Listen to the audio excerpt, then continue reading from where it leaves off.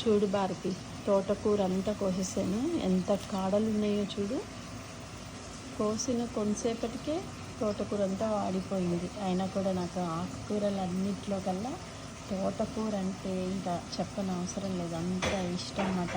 నిన్న ఫ్రెండ్స్ ఇళ్ళకి వెళ్ళినా ఎవరింటికైనా వెళ్తే ఫస్ట్ అడిగేది, ఏమేమి ఇంట్లో తోటకూర ఉంటే చెయ్యవే, నాకు తోటకూర పెడితే చాలు, ఇంకా వేరే ఏ ఫుడ్ అవసరం లేదని చెప్తానమాట.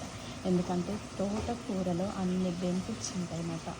చాలా చాలా మంచిది. మా ఇంట్లో నేను చాలా, ఇంకా మాకు 6 నెలలు నేను తోటకూర తింటూనే ఉంటాను.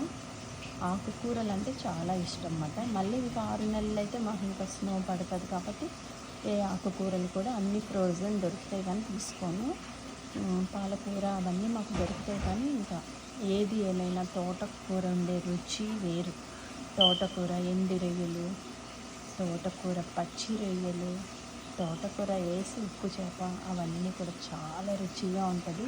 కానీ నాకు మాత్రం ఉట్టి తోటకూర పప్పు, తోటకూర వేపుడు అంటే చాలా ఇష్టం అన్నమాట.